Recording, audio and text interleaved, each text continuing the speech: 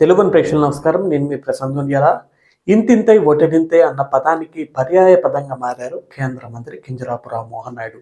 అనూహ్యంగా రాజకీయాల్లోకి ప్రవేశించి అనతి కాలంలోనే అందనంత ఎత్తుకు ఎదిగిపోయారు.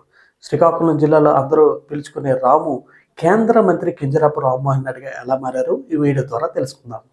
ముందుగా కేంద్ర మంత్రి కింజరాపు రామ్మోహన్ నాయుడుకు తెలుగు వన్ తరపున హార్దిక జన్మదిన శుభాకాంక్షలు.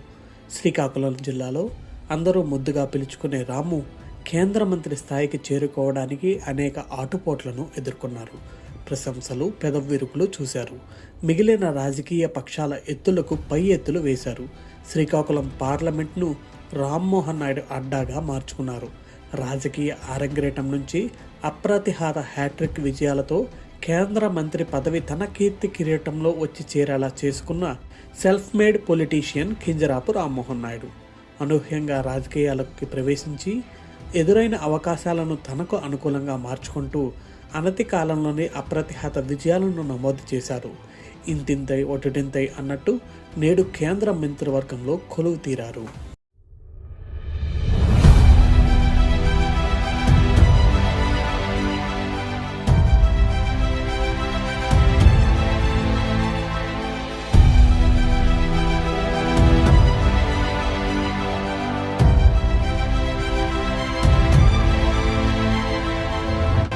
కింజరాపు రామ్మోహన్ నాయుడు తెలుగుదేశం పార్టీలో విశేషమైన మాస్ ఫాలోయింగ్ కలిగిన నేత.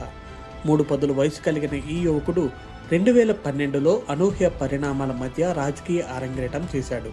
టీడీపీ సీనియర్ నేత దివంగత ఎర్రన్నాయుడు అకాల మరణంతో 2014 ఎన్నికల్లో శ్రీకాకుళం నుండి ఎంపీగా రామ్మోహన్ నాయుడు పోటీ చేయాల్సిన పరిస్థితి ఏర్పడింది.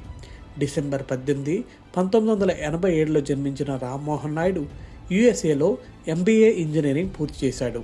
ఎంపీగా పోటీ చేసేందుకు కొద్ది నెలల ముందే క్షేత్రస్థాయిలో రాజకీయాల్లోకి ప్రవేశించిన రామ్మోహన్ నాయుడు తొలి ఎన్నికలోనే ప్రభంజనం సృష్టించారు.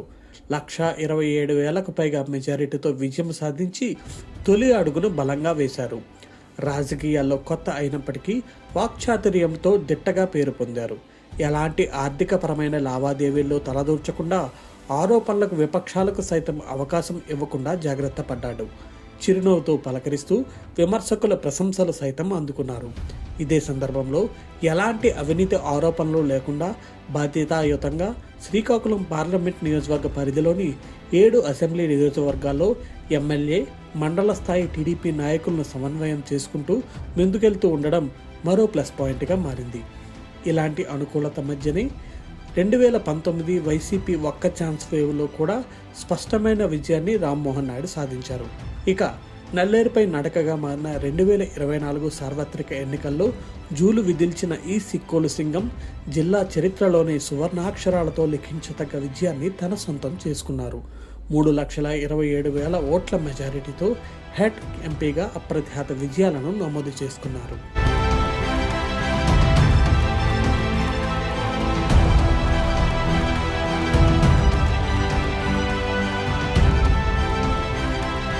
యువ నాయకుడిగా ముద్రపడి వాగ్దాటితో దగ్గరై అవినీతి ఆరోపణలకు దూరంగా రాజకీయాలు అలవర్చుకుని అనతి కాలంలోనే అందరి మన్ననలను పొందిన ఎంపీగా మంచి పేరు సంపాదించిన ఈ సిక్కోలు ముద్దుబిడ్డ కీర్తి కిరీటంలో కేంద్ర మంత్రి పదవి తనకు తానుగా వచ్చి చేరింది. పార్లమెంట్ సభ్యునిగా హ్యాట్రిక్ విజయాలు నమోదు చేసుకుంటూ వచ్చిన రామ్మోహన్ నాయుడుకు కేంద్ర మంత్రి పదవి ఎదురుగా వచ్చి ఆహ్వానం పలికింది. కూటమిలో ఎంతోమంది ఎంపీలు, సీనియర్ లీడర్లు ఉన్నప్పటికీ తనకు మాత్రమే సొంతమైన క్యాపబిలిటీతో మిగిలిన వారిలో మిన్నగా కేంద్ర మంత్రి పదవిని అందిపుచ్చుకున్నారు.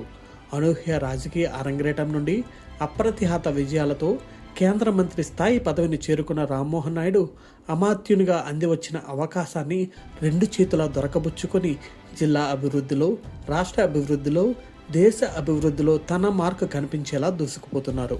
పనితనం ఉన్నోడి చేతికి పదవి వచ్చి చేరితే రిజల్ట్ ఎలా ఉంటుందో చేసి చూపిస్తున్నారు. పార్టీలో కొత్త జోష్ నింపుతూ అనతి కాలంలోనే ప్రొఫెషనల్ పొలిటీషియన్గా మారారు రామ్మోహన్ నాయుడు. ఇలాంటి శుభతరుణంలో సెల్ఫ్ మేడ్ పొలిటీషియన్ కేంద్ర మంత్రి కింజరాపు రామ్మోహన్ నాయుడుకు మరొక్కసారి హార్దిక జన్మదిన శుభాకాంక్షలు.